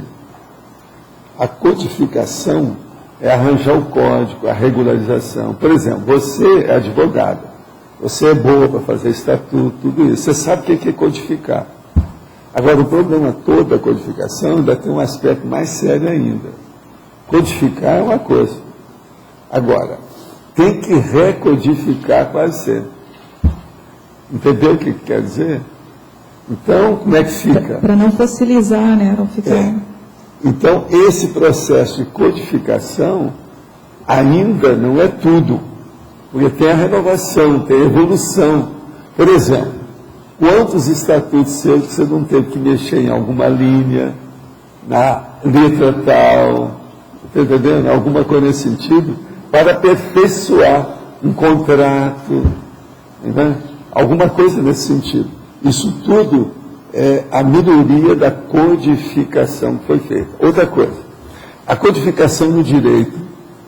Todo dia tem leis novas que estão reformulando aquilo. Nós não usamos mais todas as leis, por exemplo, da teoria geral do Estado, ou do direito romano, ou, vamos dizer, a política do direito dentro da economia. Tudo isso muda. Quantos estatutos desses que firmaram jurisprudência e que hoje não funcionam mais? Outros vieram no lugar. Isso tudo é recodificação. Agora, às vezes, na codificação, você precisa de decodificar. Então, por exemplo, você está com 5 alíneas no seu contrato. Aquilo não é pouco. Talvez seria bom repartir alguma daquelas alíneas com outras. Aí você vai ficar com 10. Então, ficou com mais detalhes. Esse detalhe é a decodificação.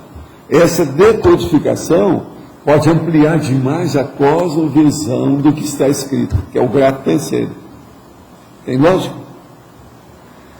Então, por aí você tem uma senhora ideia sobre a codificação autocognitiva.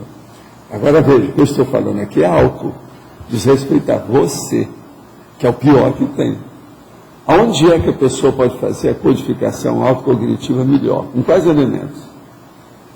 Consciência orgânica. O consenso foi feito para ajudar isso. A gente já previu isso há quantos anos? Para ver se ajuda. Agora, essa codificação autocognitiva é o que vocês fazem na consciência. Só que a de vocês é a heterocognitiva. Antes de tudo, é heterocognitiva, que vocês estão fazendo para os outros. Agora, o que eu estou falando é que é a autocognitiva, que é da pessoa. É aquela pessoa que vai lá para ser consigo cobaia. É essa que tem que pensar nisso. Agora, o processo do ricochete intelectivo é uma perfeição nisso. Se uma pessoa for pensar no ricochete intelectivo através da codificação das próprias manifestações, ela vai ver, não, eu nunca mais quero errar. Se eu não quero errar, eu preciso de olhar tudo que eu jogo que tem resposta. Tem que olhar minhas respostas. Não interessa minhas perguntas. Não interessa o que eu faço. Tem que ver o eco, a ressonância daquilo que eu faço. Aí muda tudo. Então o problema da ressonância, todo mundo vai começar a entender o que é ricochetear. Professor, nós também estamos trabalhando com essa questão da autocognitiva. Hétero, como o senhor falou na Conscius, mas a gente criou esse curso, principalmente o Fundamentos da Conscienciometria, que é para a pessoa chegar no seu auto. A psicologia hoje autocognitiva, ela está na ponta. Sim. Parece que ela está superior às outras escolas, na maioria das coisas. É justamente o que a Graça estuda, é autocognitivo. Realmente dá uma porção de ideia nova para a pessoa, ajuda. A minha pergunta é para a gente manter essa atualização, porque faz o mapa autoconscienciométrico, ou seja, vai coletando os dados, vai fazendo a sua autopesquisa e chega numa informação. Aí, para fazer essa atualização, seria o que a gente fala, como fazer o balanço a cada anual? Fazer o balanço de tudo isso e ver como é que é. E quando puder, estudar o Bernard Ranger. Porque senão a gente não atualiza, né? Pelo que o senhor está falando, senão a gente não atualiza. E não pode ficar com aquela fotografia do passado. Então, essa atualização, né? O problema é esse. A gente tem que ver aquilo que envelheceu, o que está ultrapassado, está superado. Que é o problema, não tem jeito. Tudo tem uma obsolescência. As ideias também criam obsolescência. Então tem que o tesouro das ideias que você usa tem que ser reformulado todo dia. Se aplicado essa codificação autocognitiva para o parapsiquismo, a base disso seria a sinalética? A sinalética que tem que ser enriquecida todo ano. Alguma coisa vai mudar. Vai chegar até um certo ponto você não fala mais naquilo. Você domina tudo, fica quieto. Você já trabalha com assim. Nossa, eu ia comentar que a cognitiva chegou no PEN-100. Só faltou o N. Passou para... Dentro da ciência convencional hoje... Mas agora não é só isso. A psicologia falta muita coisa do N. A medicina, às vezes, já chegou lá. A hora que o médico dá a receita ou faz a cirurgia, ele mostra que trabalhou com o N. Agora, a psicologia quase sempre não. Ela para no PEN-100 só. Olha lá. Falta o N, no fim.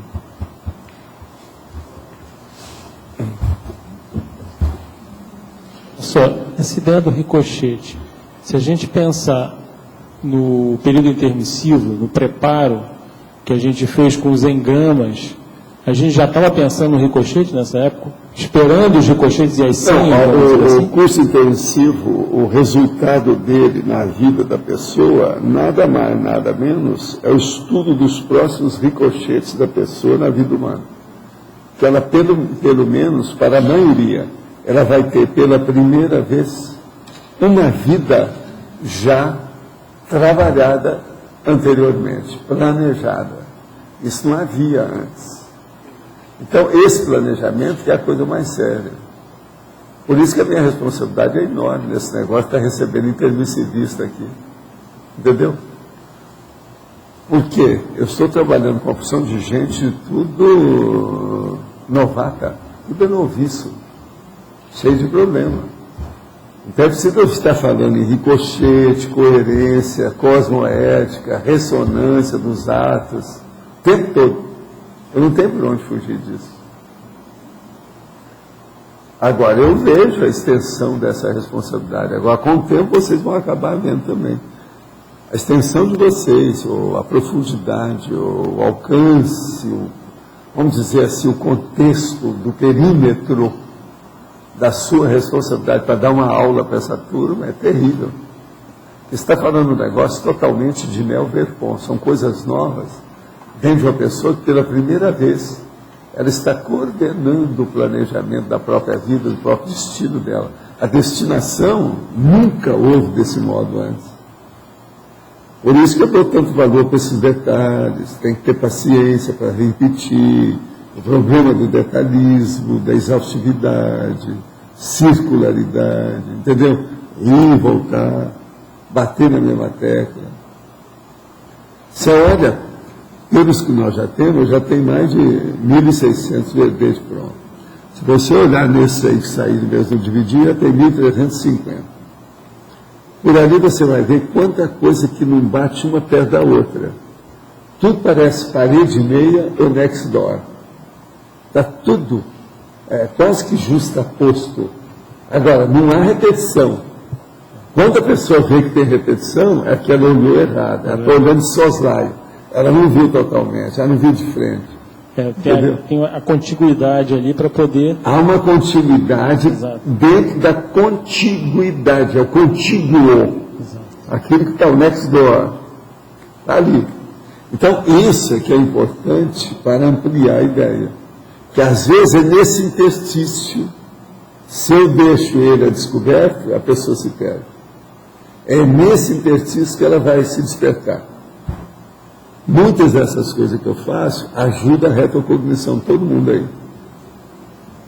Então, veja, essa conexão é que é o negócio. Por isso que eu já falei tanto em conúncio, conjunção, as nuances, tudo é visando isso. Então, o ricochete tem uma relação íntima com recuperação de cônjuge. Tem.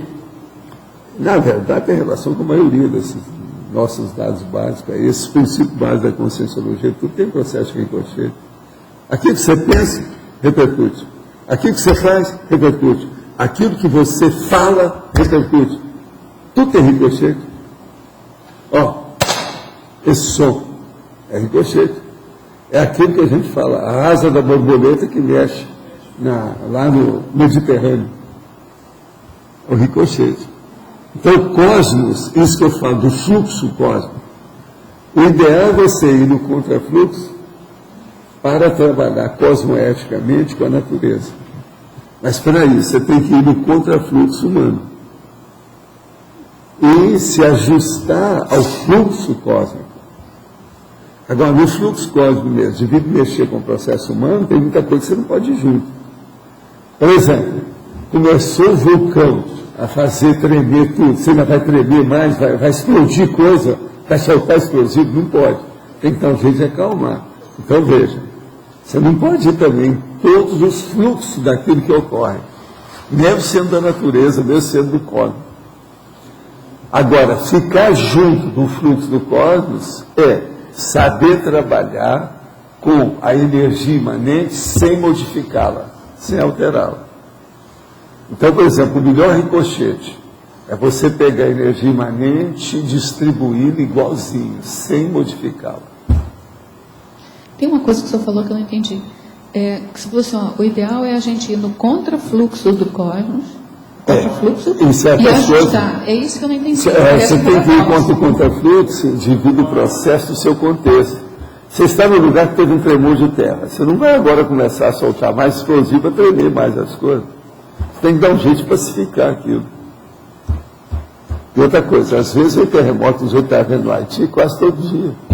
Às vezes tem um de manhã, um de tarde e um de noite. Você não vai poder. Quer dizer, lá está tudo tremendo. É a vida. Sim. Eduardo, vai falar? O mar sempre cede a vez. É mesmo para onde? Eu ia Tem consciência. Roda sobre matriz cognitiva. Como é que é? Matriz cognitiva, a nossa matriz mental. Eu queria, se você pudesse fazer uma associação com o ricochete, fazendo uma comparação de uma vida para outra, no caso, da nossa vida anterior para a nossa vida atual. A nossa matriz cognitiva, a tendência é melhorar... melhorar, enriquecer. E expandir. Pois é. Agora, outra coisa, sempre vai sair para outras áreas de atividade. Pois é, mas o meu ponto é o seguinte, é o diagnóstico dessa matriz cognitiva, porque a gente tem uma matriz, a gente tem uma forma, um mecanismo de pensar que a gente não percebe essa forma de pensar. Tem, sempre tem. Agora, aí é preciso examinar o caminho da pessoa. Por exemplo, ainda tem muita gente aqui que pensa como artista. O percentual daqueles que pensam como cientista é o menor nosso. E isso compõe a matriz mental. Lógico, é a matriz da pessoa. E se a pessoa não o cientista, ele pensa com uma matriz racional, ponderada, coerente, frio. O artista não. Ele pensa por aquilo que dá mais prazer para ele no momento. De uma maneira, então, toda instintual. Tudo errado. Então é muito difícil perder isso de uma hora para outra, porque o temperamento é a última coisa que muda. Agora, o curso intermissivo... A matriz que você está falando, ela está adstrita ao temperamento da pessoa. Ela embasa o temperamento. É que você já associou, Valdo, a matriz cognitiva com a parte orgânica, organísmica, com a vestimenta celular, com o corpo da pessoa. Por exemplo, uma matriz cognitiva de alto nível coloca uma pessoa com uma aparência melhor. Devido o quê? Os ricochetes são todos favoráveis, não tem nada contra. Então, por exemplo, você vai encontrar uma pessoa que está nova, jovem e tudo alterada, mostra que a vida dela é um caos. O corpo reflete a nossa realidade fora. Agora, Valdo, o corpo da pessoa tende a levar a pessoa para os mesmos padrões da última vida, se for comparado só com o psicossoma? Não, isso tende a levar dentro das reações que a pessoa tinha na última vida. Mas como o corpo não corresponde ao mesmo, e às vezes, se a pessoa errou muito, as diferenças são enormes, a pessoa sofre com isso.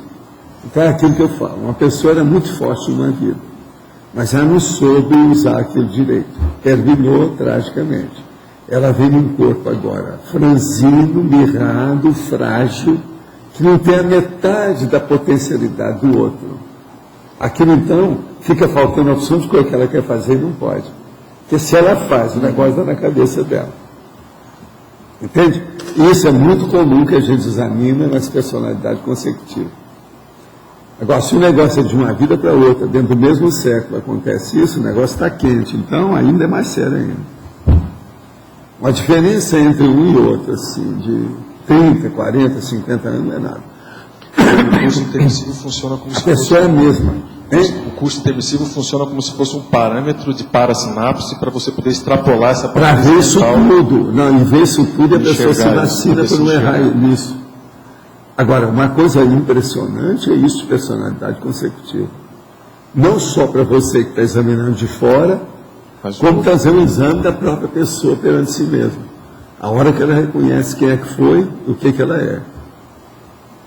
Agora, você vê direitinho os tormentos, as vicissitudes, os desvios, os enganos que aconteceram.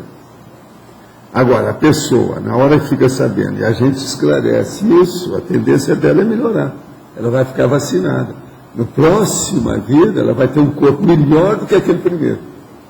Então, primeiro ela teve um corpo, vamos dizer, número 2.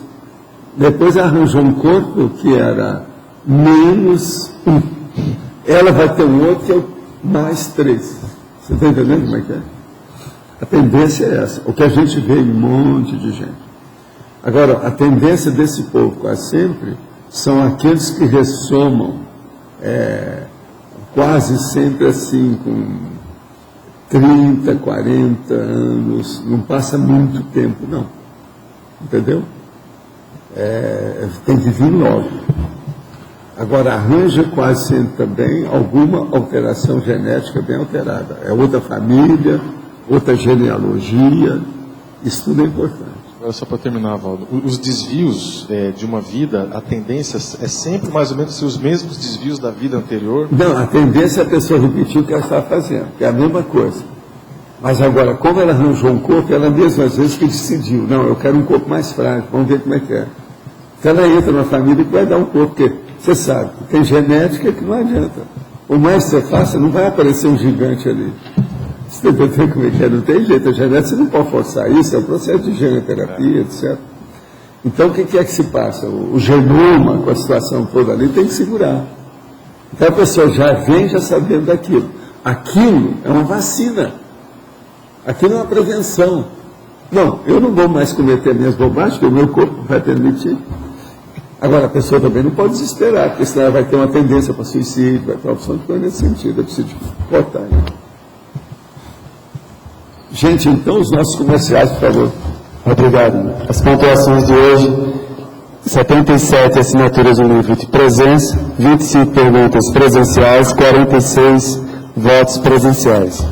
Hoje teremos recados do Leste, Balanço Existencial, a Dulce, Formação de Autores, Cristina, Conselho dos 500, e o João Paulo, Fundamentos da Conscienciometria. Antes, teremos recado dos amigos.